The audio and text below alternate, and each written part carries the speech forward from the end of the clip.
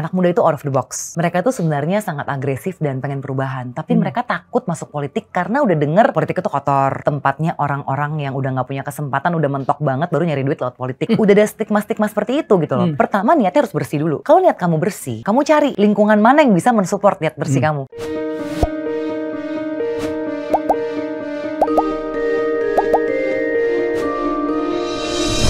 Tamu saya kali ini ya masih tergolong anak muda dan menarik ya. Saya nonton di IG, di beberapa tempat ngomongnya sharp betul. Ya, dan saya mencoba akan menggali ya kenapa, apa motifnya, apa hope-nya. Ya. Cheryl Tanzil sudah ada di studio. Hai Cheryl. Halo Mas Helmi, hormat sekali nih sama prolog depannya. Karena dari Mas Helmi. Masih kayak penyiar banget ya Cheryl. Saya bingung ya, seorang Cheryl masih muda, apalagi dibanding saya gitu. Mau nyemplung ke politik padahal hidupnya udah enak banget gitu. Apa motifnya Cheryl masuk politik? Sebenarnya banyak. Jadi saya tuh sejak jadi wartawan banyak kegelisahan yang gak tuntas. Jadi wartawan itu kan dulu saya ingat ketika ditanya mau pilih des apa gitu. Teman-teman saya yang udah pinter-pinter milihnya desnya tuh RI 1. Berarti nongkrongnya di istana. Di istana. Saya gak tahu kenapa mungkin karena panggilan ya. Selalu saya milih sosial. Padahal sosial itu saya ya liputannya sampah, banjir, kamar mayat. Dan juga ya rumah sakit umum yang masalah ISPA begitu-gitu ya. Jadi gak keren lah. Dan nongkrongnya juga dari keset kaki ke keset kaki. Tapi dari situ saya bersentuhan langsung dengan banyak problematika orang yang boleh bilang bukan orang mampu ya. Dan apalagi punya network untuk main sama polisi gitu-gitu nggak ada lah. Banyak kasus hukum yang waktu itu saya bantu untuk liput nggak tuntas gitu loh. Ketika saya secara suara hati saya ngomong ke produser, Mas ini ada perkembangan nih udah next sidang. Ternyata TV nggak laku gitu loh, karena persidangan itu kan boring ya, gambarnya itu aja gitu. Kecuali dramanya luar biasa ya. Biasanya mereka memang cuma mau meliput di TKP. Dan selalu ada kegelisahan itu, ternyata ketika saya masuk ke my next TV station, saya udah nggak di lapangan terlalu banyak ya, tapi saya lebih banyak dialog-dialog politik hukum. Saya merasakan bahwa ternyata hukum itu juga masih nggak fair gitu loh. Hukum kita, ya ingatlah Bang Hotman aja pernah bilang, Hotman Paris pernah bilang, untuk kasus perceraian aja sangat berlarut-larut, jangankan kasus yang lebih sulit gitu ya. Memang kita butuhlah terobosan hukum bahwa harus lebih cepat, harus equality beyond the law gitu loh. Dan saya sempat mundur 7 tahun dari redaksi, jadi ibu rumah tangga full time karena anak saya yang besar butuh perhatian khusus. Lalu saya karena nggak bisa diem ya, adrenalin rush biasa kan kalau di redaksi. Saya cari-cari kegiatan, mulai dari kegiatan di sekolah, ya cawe-cawe jadi class mom, terus apapun kegiatan yang bisa saya ikut, organisasi, juga akhirnya sempat gabung jadi relawan Pak Jokowi. Saya merasa memang kalau cuma jadi wartawan atau relawan itu belum tuntas gitu perjuangannya. Dan kebetulan Grace memang udah berapa kali nyolek-nyolek gitu ya. Grace Natali. Ya, juga ada beberapa pilihan partai lain yang lebih agresif juga mendekati. Justru ketika ada pilihan partai lain itu, saya mulai mengases pilihan politik saya. Karena ya terus terang waktu itu buat saya PSI bukan pilihan, partai baru. Apa sih yang mau diperjuangkan gitu ya, meskipun mereka lantang, tapi saya nggak ngelihat, belum lihat lah apakah napasnya panjang atau enggak gitu loh. Kita tahu lah banyak istilah partai gurem yang ya tumbuh 1000 tapi juga cepet banget gitu loh kelarnya. Waktu itu saya ditawarin dengan salah satu partai yang menurut saya besar. Saya mengases pilihan politik saya, tapi menurut saya waktu itu memang mungkin belum jodoh ya, karena saya sempat tertarik, tapi ketika saya membandingkan, akhirnya memang panggilan hati saya lebih ke PSI. Saya merasa PSI itu meskipun kecil, tapi mereka konsisten dalam memperjuangkan isu intoleransi terutama ya, dan anti korupsi. Mereka berani dan lantang, istilahnya tuh anak kecil bogolok. Anak kecil bogolok. Tapi saya sempat menanyakan pada Grace Natali, Grace pola komunikasinya gimana? Karena dalam memperjuangkan sebuah ide dan gagasan, kita tentunya di DPR itu kan butuh ya ada undang-undangnya kan. Nggak mungkin gitu PSI bisa menjadi mayoritas kursi. Kita tuh butuh untuk kerjasama. Nah gimana pola komunikasi ke depan PSI? Dan saya ingat betul Grace Natali dan waktu itu Isyana Bagus Oka yang sekarang jadi PLT Sekjen menyatakan bahwa kita akan berubah kok, kita akan lebih banyak merangkul, karena memang betul kita kemarin kan ya namanya pembelajaran ya. Saya percaya ketika Grace berkata seperti itu, PSI ini sudah lebih matang dari segi pengalaman ya. Saya percaya bahwa PSI akan tetap menjadi partai anak muda yang out of the box, out of the box, maksudnya dalam hal ini nggak cuma do business as usual. Karena kadang ketika kita udah lama berjuang, kita jadi lelah dan akhirnya ikut arus. Dan saya melihat ya PSI so far ya belum terlalu terlena untuk ikut arus gitu. Ya moga-moga perjuangannya tetap konsisten ya.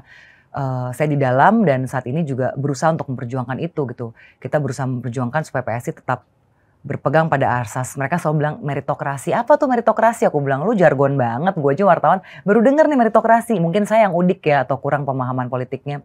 Tapi di PSI lah saya belajar bahwa orang itu dinilai dari skillnya. Yes. Jadi saya kaget ketika pertama saya ikut town hall meetingnya PSI. Ada anak umur 23 tahun, dua-dua bahkan mungkin saya sebut aja namanya Jeras dan Sebi.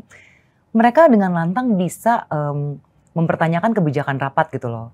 Dan memang dipersilakan ketika bikin KPI aja mereka boleh istilahnya berdebat. KPI-nya masuk akal nggak. Jadi mereka menetapkan KPI-nya sendiri gitu loh.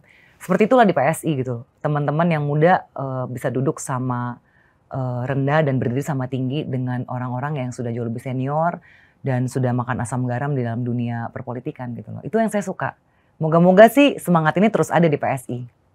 Ya, saya pasti tahu lah ya. Saya juga ngalamin dapat tawaran dari partai-partai besar yang kalau nyalek pasti terpilih gitu. Dan akhirnya seorang Cheryl Tanzil memilih PSI. Apa yang secara spesifik membuat Cheryl menjatuhkan pilihan kepada partai kecil? Iya, kalau Mas Helmi mungkin bisa bilang saya ditawarin partai besar dan pasti jadi kalau nyalek. Karena Mas Helmi kan punya nama besar ya. Buat saya itu bukan siapa-siapa.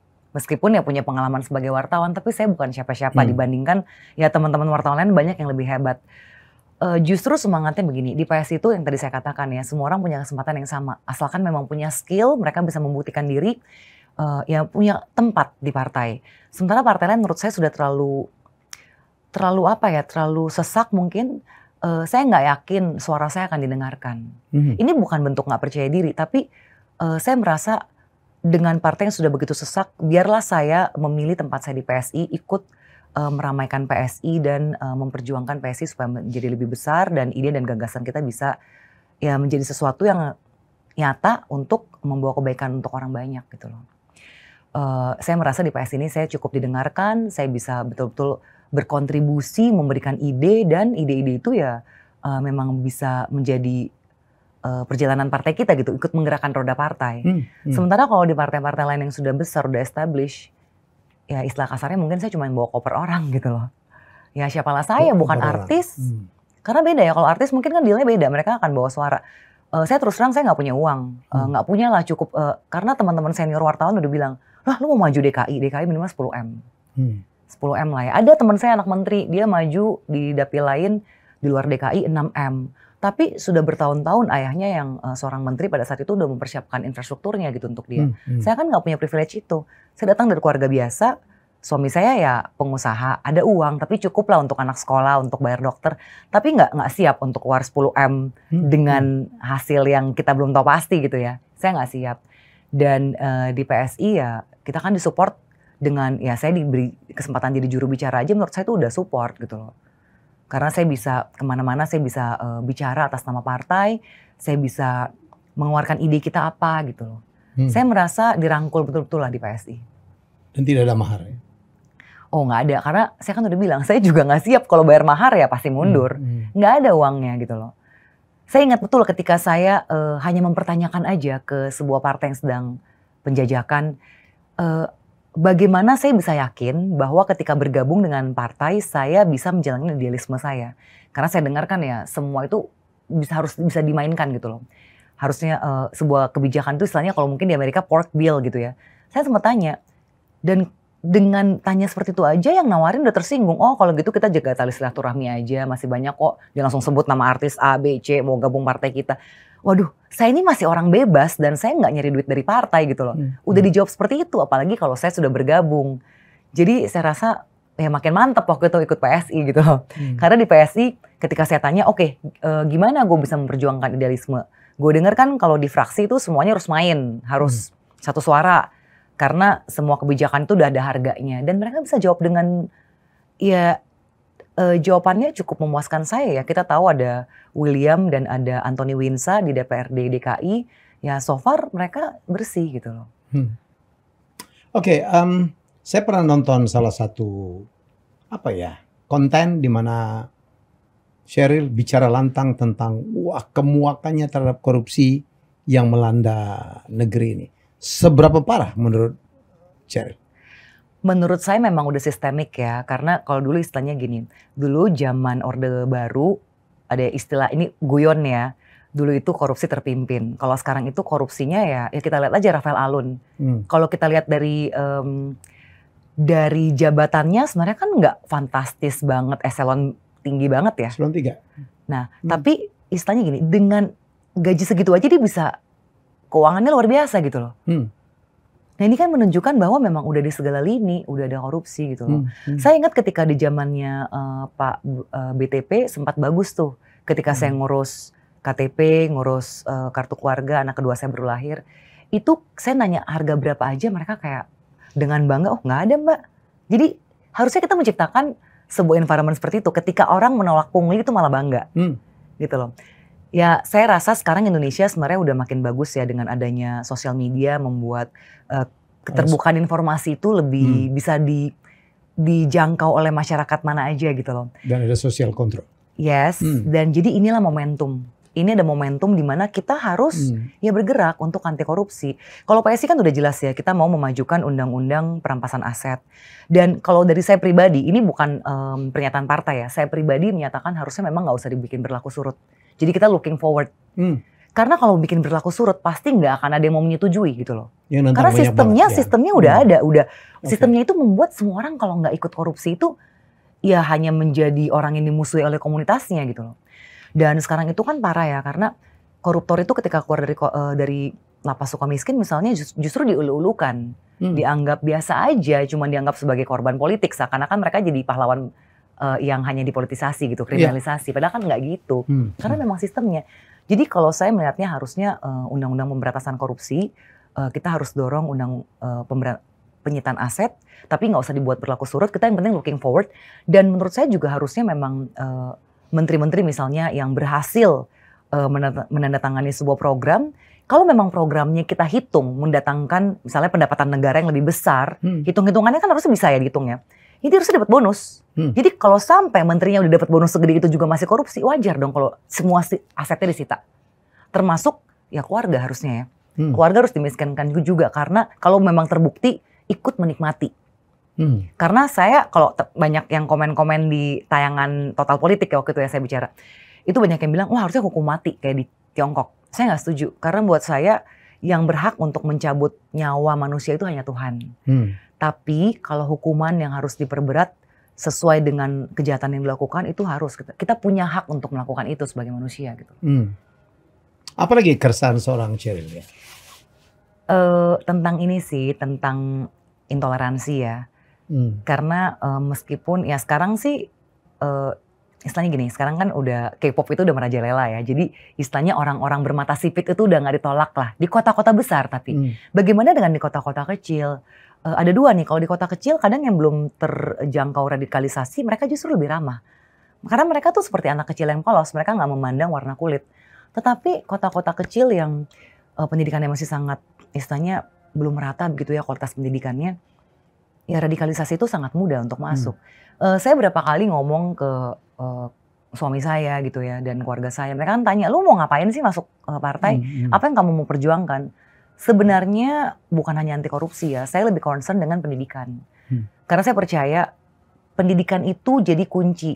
Ketika orang terdidik, dia udah nggak gini lagi ke negara, minta-minta. Tapi dia merasa dia punya modal untuk menentukan nasibnya sendiri. Dan orang kalau merasa punya modal untuk menentukan nasib, dia akan memanjang jauh masa depan. Ketika orang punya harapan akan masa depan, dia akan lebih hati-hati dalam berkelakuan. Bertindak ya. Iya, karena istilahnya ya, kalau sekarang kan orang-orang yang istilahnya dari segi pendidikan masih kurang ya.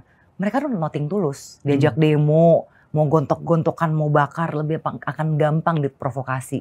Karena dia nggak melihat masa depan itu jauh atau panjang. Dan tentunya ya dengan pendidikan ya kita akan lebih bisa banyak baca, mencari referensi. Jadi nggak gampang jadi puppet, nggak gampang jadi boneka yang diatur. Kita nggak gampang terprovokasi atau dimanfaatkan untuk kepentingan segelintir orang. Saya rasa pendidikan itu sebenarnya di zaman Pak SBY udah bagus ya. Ada wajib belajar dan juga istilahnya sekolah itu sebenarnya udah gratis. Dan Pak Jokowi diperbagus lagi dengan ada kartu Indonesia Pintar, kartu Jakarta Pintar. Tapi yang saya concern ini gaji guru dan juga pemerataan kualitas. Terutama gaji guru honorer ya? Iya, karena begini, ada yang bilang, ada rumor yang mengatakan memang sengaja dipersulit supaya nggak pernah diangkat. Gitu loh. Itu kan kejam banget kalau sampai ada pemikiran seperti itu ya. Dan kita harus sadar bahwa gini, nggak mungkin kita menyamakan standar kelulusan untuk seorang guru honorer menjadi pekerja yang diangkat dengan SK. Karena di daerah itu sedikit sekali orang yang mau jadi guru. Mereka lebih milih ya ternak kambing, ternak sapi, lebih jelas. Ternak kambing begitu tiap Idul Adha jelas bisa panen. Gitu loh. Sementara jadi guru di desa itu kan ya udah gajinya 3 bulan sekali, cuman 400 ribuan per bulan dan dibayarkan per 3 bulan sekali. Ada di bawah itu? Iya, itu luar biasa ya. Sementara mereka nggak dihormatin sama anak murid. Zaman sekarang kita lihat ya banyak sekali di TikTok bagaimana anak murid melawan guru. Sementara kalau di Tiongkok seorang guru itu sangat dihormati. Orang itu bangga kalau jadi guru, kayak gimana ya yang upahnya. Sejauh di Malaysia ada istilah cikgu gitu ya. Nah, dulu guru itu sangat dihormatin loh di budaya kita, di masyarakat kita. Guru itu dianggap pintar segalanya. Wah, sekarang sedih. Cheryl, saya lagi membuat gerakan namanya guruku keren. Mana guru itu harus keren karena sekarang nggak dianggap, komunikasi nggak nyambung, iya kan? Gaptek pula. Terus psikologiknya kalau ditanya marah gitu. Jadi menurut saya setuju kalau kita berjuang. Kalau kita mau maju tuh kita harus memulai dari pendidikan. Kalau kita bicara pendidikan, guru dong. Sekarang guru anak-anak kan YouTube kan.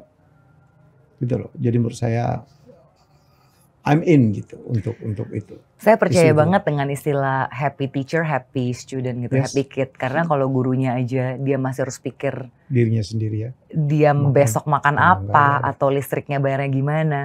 Gimana dia bisa fokus untuk mencurahkan seluruh pikirannya untuk ngajar anak-anak ya. Ya masih ada guru-guru yang kayak gitu. Saya ingat guru matematika saya namanya Pak Karolus. Moga-moga kalau Pak Karolus udah nonton ini. Saya tuh kecil itu karena nggak ada support system, saya nggak bisa les. Karena yang nggak ada uang dan ibu saya kerja dan nggak ada yang bisa anterin saya les. Jadi nilai matematika saya selalu merah. Karena matematika kalau udah mentok ya harus ada yang ngajarin kan caranya gimana. Saya nggak punya telepon rumah pada time tahun 80-an.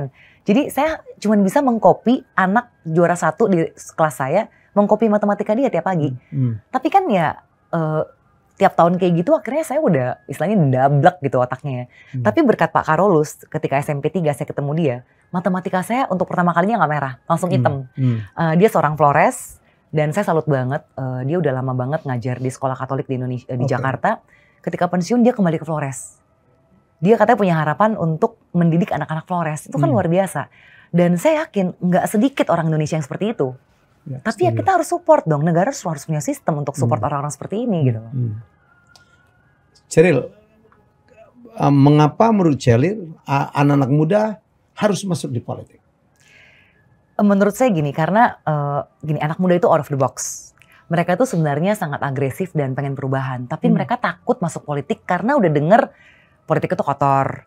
Itu tempatnya orang-orang yang udah gak punya kesempatan, udah mentok banget baru nyari duit lewat politik. Jadi udah ada stigma-stigma seperti itu gitu loh. Saya pun ketika masuk, pertama keluarga aja deh ngomong, ya semoga kamu niatnya tulus ya, karena banyak orang bilang orang yang udah gak punya kerja yang masuk politik gitu loh. Padahal saya hidup saya udah nyaman banget ya, saya punya bisnis saya punya partner yang saya tinggal invest aja, saya gak usah harus ngawasin, bisnis saya udah jalan, udah ada returnnya jelas, suami saya juga, ya kita hidup cukup nyaman lah meskipun gak kaya raya ya. Makanya saya bilang orang-orang yang masuk politik itu ya pertama niatnya harus bersih dulu. Kalau niat kamu bersih, nah, kamu cari lingkungan mana yang bisa mensupport niat bersih kamu. Karena saya selalu ulang-ulang gini, saya percaya banget gini. Orang yang kotor akan lebih mudah jadi ikutan bersih ketika dia ke komunitas yang bersih. Tapi orang yang bersih sekalipun, kalau dia nyemplung ke komunitas yang salah, akan sangat mudah difrustrasi, either dia keluar atau dia akan ikut arus. Ikut kotor juga. Iya. Nah, jadi anak-anak muda itu sebenarnya sekarang udah ada PSI ya. Udah ada wadah kalau kalian mau berjuang, ayo kita sangat terbuka untuk menerima ide dan pikiran anak-anak muda.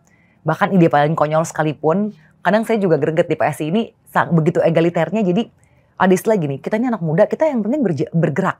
Jangan dikit-dikit takut. Karena kalau kita takut, kita malah jadi nggak bergerak-bergerak. Kita ingat ketika proklamasi, anak muda lah yang mendorong Soekarno-Hatta untuk segera memproklamasikan kemerdekaan kita. Bukan orang tua. Itu anak muda. Karena mungkin ya orang tua ini bijaksana, tapi mereka penuh perhitungan.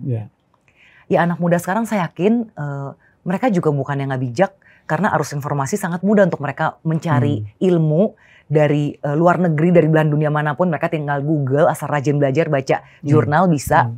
Saya rasa anak muda sekarang itu udah jauh privilege-nya untuk belajar ya. Jadi jangan sia-siakan ilmu kamu, ayo bergerak, ayo memberikan kontribusi kepada negara lewat ya berjuang dari dalam sistem. Karena masih ada room to grow untuk sistem di Indonesia. Tapi saya tetap merasa Indonesia udah a better place ya dibandingkan dulu ya.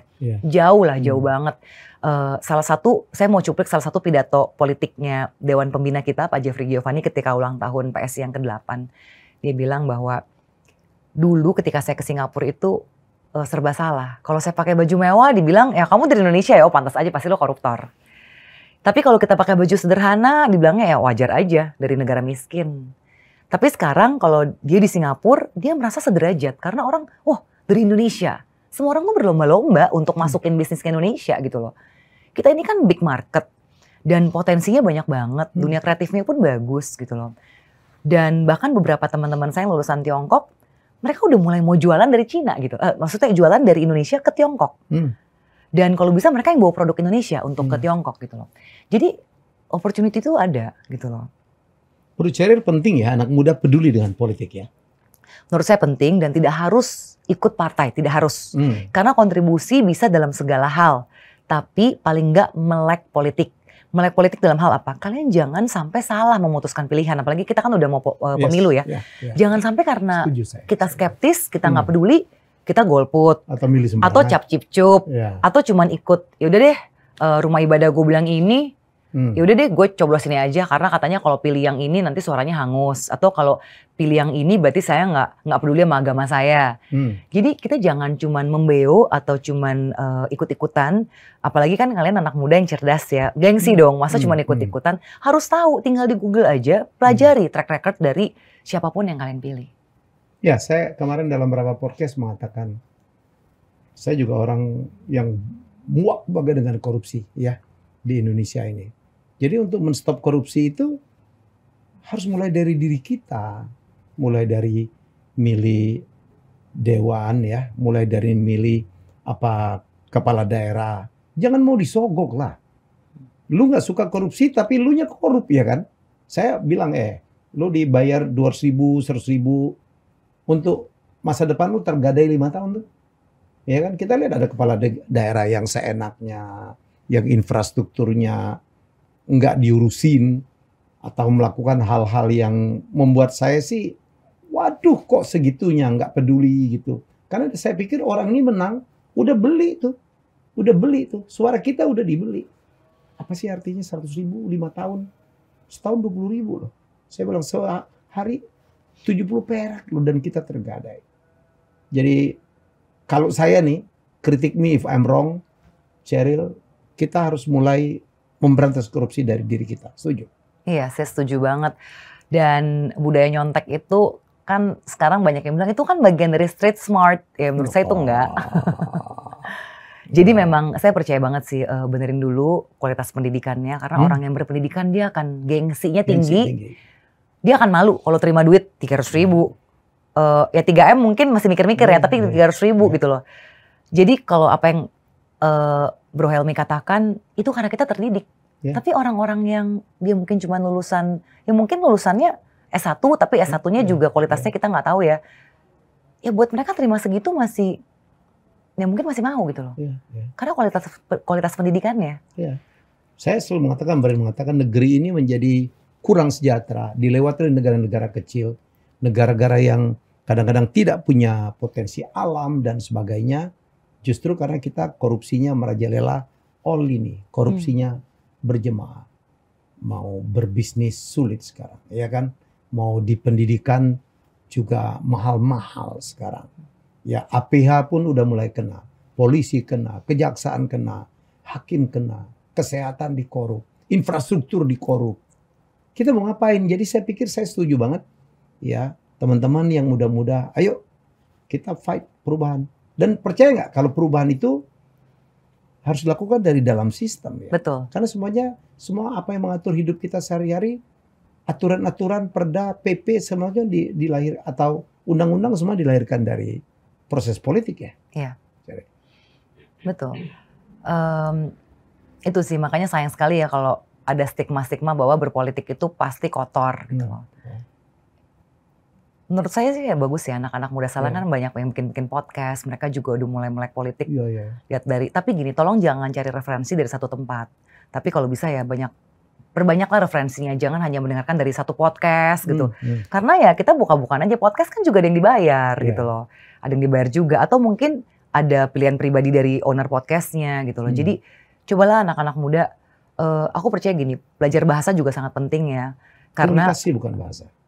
Iya, kalau buat aku bahasa, karena gini, banyak sekali referensi yang berbahasa Indonesia itu memang berat sebelah. Dan karena mereka tidak bisa berbahasa asing, jadi nggak bisa nyari referensi dalam bahasa asing yang lain. Kadang saduran itu tidak menjelaskan dengan betul-betul benar begitu padanan translationnya. Jadi aku sih, apalagi sekarang kan udah globalisasi ya. Ketika aku dulu kuliah di Tiongkok itu ketemu orang yang bisa 5 bahasa tuh sangat lazim gitu loh. Ketika seorang keturunan Tionghoa tapi lahir di Brazil dan dia masuk international school, dia bisa bahasa Inggris, bahasa Portugis, dan bahasa Tiongkok karena kita lagi sekolah di Tiongkok. Dan dia kemudian lanjut sekolah di Amerika, dia ngambil lagi bahasa Perancis dan karena bisa Perancis, gampang sekali dia belajar bahasa Itali. Saya ngeliatnya wow gitu loh. Sementara ya anak-anak kita sekarang itu ketika mengaku sebagai bilingual atau trilingual malah nggak bisa bahasa Indonesia. Jadi ya jangan gitulah. Kita harusnya sebagai orang Indonesia, ya kita orang Indonesia harus bisa bahasa Indonesia anaknya gitu loh. Jadi anak aku biasa aku tegur tuh kalau udah mulai bilang nggak bisa bahasa Indonesia. Ya nggak mungkin lah, kamu makan Indonesia, you breathe Indonesian air gitu. Dan itu banyak. Iya, jadi kita harusnya nggak usah bangga lah ya kalau anak kita nggak bisa bahasa Indonesia kan. Karena mulai nih ada FOMO kayak anak gue tuh nggak bisa bahasa Indonesia gitu loh. Lah, lu Indonesian, my stepdad is Italian dan half brother aku masih bisa bahasa Indonesia dengan baik gitu loh. Jadi kan malu lah ya, Obama aja masih bisa ngomong kerupuk, nasi goreng dengan cengkok yang bagus gitu loh. Bakso, sate. Iya, aku rasa nasionalisme juga lah penting lah buat anak-anak muda ya. Gitu. Kan mengatakan PSI itu anti Islam gitu ya. Saya kan baru bergabung tuh. Menurut Cheryl, kenapa sih terjadi demikian? Karena saya lihat di program-program nggak ada tuh begitu. PSI itu hanya anti intoleransi. Ya karena kita memang mayoritas orang kita itu belum siap untuk menerima orang yang berbeda. Dan pada saat itu kita tahu ketua umum kita Sis Grace Natali ya. Dia keturunan Tionghoa, dia triple minority karena dia perempuan dalam budaya patriarkal Indonesia. Dan dia juga dari agama minoritas. Dan yaitu the skin tone is different gitu loh. Dan dia berani menyuarakan ketika ada intoleransi terjadi gitu. Dia berani bersurat ke presiden pada saat itu ketika ada orang yang dipersekusi hanya karena protes gitu. Nah seharusnya kita ya lebih bisa terbuka ya dan harusnya lebih banyak baca lah. Kalau kita baca mudah sekali menemukan siapa pendiri PSI. Pendiri PSI adalah seorang Muhammadiyah, dia seorang Minang, berdarah Minang murni gitu loh, nggak ada campurannya. Muhammadiyah saya rasa masih orang tahu lah itu masih Islam gitu ya, bukan agama yang dilarang di Indonesia. Bukan masih Islam. Dan juga pendiri Syafi'i Ma'arif Institute gitu loh. Jadi saya nggak ngerti kalau dibilang PSI adalah partai yang anti Islam gitu. Dan meskipun memang ketuanya sempat seorang triple minority, tapi kalau saya hitung-hitung nih kalau kita rapat DPP, banyakan Muslim ya tetap. Saya tetap minoritas gitu loh. Ya meskipun kita banyak perempuan ya, jadi rame lah kalau kita rapat di DPP karena katanya perempuan itu lebih vokal. Jadi ya saya rasa gitu lah kalau kita banyak baca harusnya kita bisa melihat keseluruhan sebuah partai gitu. Jadi jangan hanya membaca sepotong-sepotong gitu. Oke, terima kasih banget. Semoga ini memberikan inspirasi ya bahwa the message is Pileg, Pilpres mendekat. Kita berharap nggak terpecah-pecah kita ya. Hargailah perbedaan pilihan, betul ya? Betul. Dan di sini saya juga mau declare ya, saya ini masih belajar. Jadi siapa aja yang nonton, please bisa komen di Instagram aku, di Twitter aku. Kalau ada masukan-masukan atau kira-kira ada yang bisa saya perbaiki untuk lebih baik lagi dalam memperjuangkan ide dan gagasan untuk Indonesia yang lebih baik. I'm just a comment away. Jadi kolom komen itu selalu terbuka. Karena yang namanya juga mau siap jadi pelayan rakyat kan harus bisa terbuka ya untuk masukan dari rakyat dan aspirasi rakyat. Luar biasa. Baik, itulah obrolan saya dengan, kita manggilnya Sis Sheryl Tanzil. Terima kasih. Seorang ya anak muda lah saya mengatakan. Apalagi dibanding saya yang apa ya, mengorbankan dirinya saya pikir. Karena pilihan dia banyak banget. Dia kalau stay sebagai presenter aja saya nggak tahu lagi jadi siapa. Tapi mempunyai kepedulian. Karena saya percaya bahwa Indonesia harus kita bikin lebih baik karena kita punya modal untuk lebih baik. Sheryl, bayangkan ya, presiden kita meminta 2040 ya, 2045 kita menjadi top 4 ya negara besar dunia. Saya concern justru di SDM ya. Siapkah SDM kita untuk mencapai itu? Kalau lihat sekarang stunting masih banyak. Kita masih dianggap IQ kita aja terbawa di ASEAN loh. Sama dengan Timor Leste. Ya, jadi terus pendidikan kita mahal. Jadi menurut saya PR kita banyak, disitulah kita berjuang. Setuju ya? Iya, Dan Sheryl setuju. Kalau kita perbaikin pendidikan, semuanya akan naik. Ekonomi akan naik, kesehatan akan naik. Saya percaya gitu. Ya, dan kepedulian satu sama lain juga akan naik. Baik, terima kasih Sheryl, dan kita jumpa lagi dengan tamu hebat saya selanjutnya. Bye-bye. Terima kasih sudah menonton Helmi Bicara. Jangan lupa untuk like, komen, share, dan subscribe.